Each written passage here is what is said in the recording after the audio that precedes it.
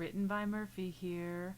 This is an episode of The Immigrant's Guide to American Literature. I'm going to talk about Edgar Allan Poe. Edgar Allan Poe, American writer.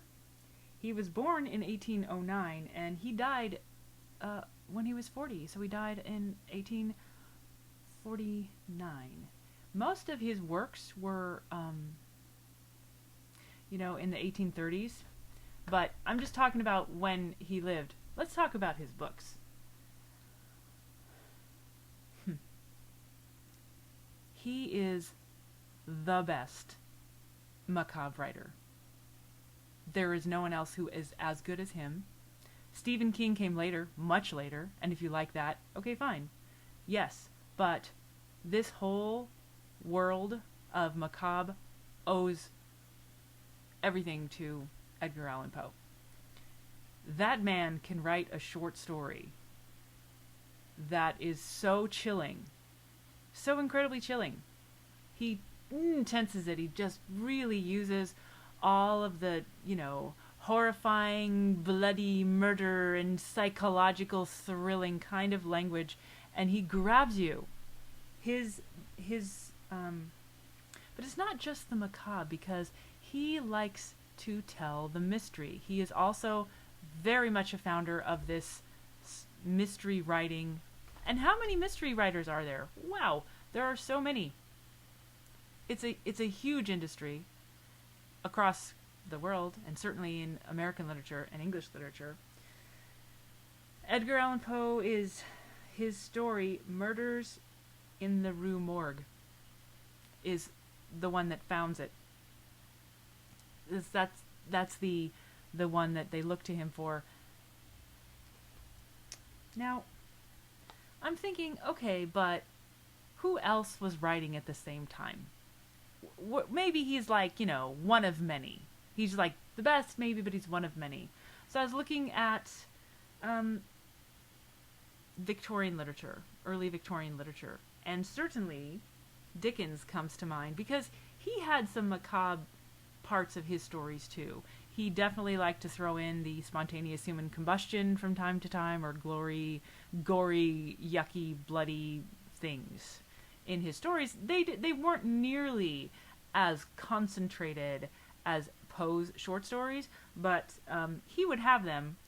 However, he was writing after Edgar Allan Poe, so I'm going to say Poe influenced Dickens. I don't have proof of that, but I'm pretty sure that happened because Poe's stories are so amazing. He also wrote, and this is what I just finished today, he wrote Narrative of Arthur Gordon Pym, which is his longest work, and it's a novel.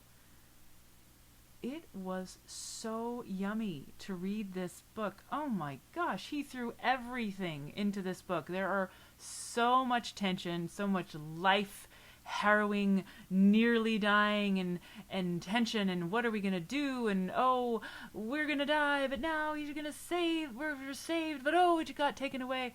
So much yummy tension. And it's not, now, I'm not a horror person, okay? I don't even like this, which is why I was kind of hesitating to get into Edgar Allan Poe. But it's in such yummy language, such yummy early 1800s language, that it was really fun. I don't hear language like that. This one was a very good audiobook, so I can recommend it. He really just he works in superlatives. There's a lot of the most, my utmost extremity, that kind of language, and he just pulls it out and he just describes the whole thought process. Beautiful. So good, so good, so good. And he is a jewel in the American literature pantheon. He's a jewel in the world. In getting ready for this, I read a lot of his short stories. the Telltale Heart. So creepy. There was another one that is lesser known about this cat, and he ends up he loves cats, but then he ends up turning into a drunk and hating his cat, and the cat ends up following him, and the police catch him out because, yes, all these stories, right? But he just does it again and again, and he nails it. He did not have as much luck in his career as he might have because he kept gambling. That'll get you, right? However, everyone knows his poem, and he's got a lot of poems. They're wonderful too. Everybody knows his poem, The Raven. In addition to his wonderful tension, his superlative descriptions, he knows how to make a sentence, this guy. So, I'm going to read the first 4 lines of The Raven. Once upon a midnight dreary, while I pondered, weak and weary, over many a quaint and curious volume of forgotten lore, while I nodded, nearly napping, suddenly there came a tapping, as of someone gently rapping at my chamber door.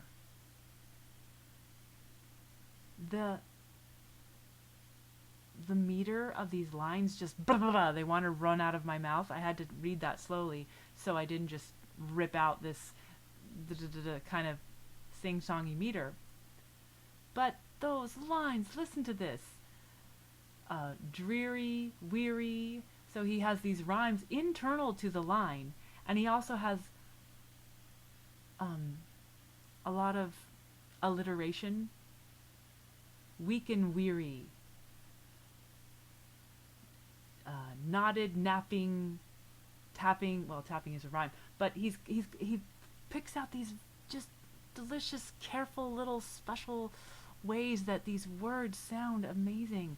And that's not even the what the poem contains. This is just how fun it is to say these. Once upon a midnight dreary, while I pondered weak and weary over many a quaint and curious volume of forgotten lore, and just the of forgotten lore, that meter just it takes you into this space, right? And it's so masterful. No wonder everybody knows this. Quoth the raven nevermore, down at the end, right? And it's creepy. It's so creepy. What does that raven mean? What's happening, right? It's a wonderful poem. He's a genius. He knows what he's doing with the words, how they line up, how they sound together, and the effect that he's producing with these words. He is fantastic. He is one of the best. And I'm not even into that sort of thing, but he deserves to be recognized for what he's created. He's influenced writers all over the world forever with his sharing of things that people might not have thought you should talk about, but he went for it. He went all the way for it. All the gross mystery and just physicality of it. Oh, I forgot to say, as I was listening to the narrative of Arthur Gordon Pym, it reminded me very much, this tension reminded me of Sinners in the Hands of an Angry God, which is an American sermon that I talked about on another video. It really, the tension, the emotion, and the immediacy, the sensoriness, I thought, oh, that's in the lineage of American literature. So I'm seeing a trend here, my friends. America has got a style.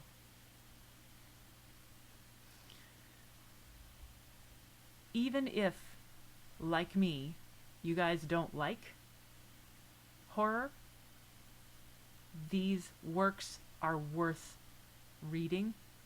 They're worth engaging with. They're worth enjoying. he was all the way a writer. That's all he was trying to do. That's what he knew he wanted to do. And he was a professional writer. That's another thing about him. He was possibly the first American writer, like famous writer, who was, that's all he did. He's like, I'm a writer, I'm paid to write, that's what I do. He was very good at it, clearly. If he could have just, stopped gambling, he probably would have done better. But he died young, unfortunately. What a loss. He deserves to be noticed. I'd love to know what you think. Have you heard of Edgar Allan Poe? Have you loved him forever? Let me know. Let's carry on the conversation.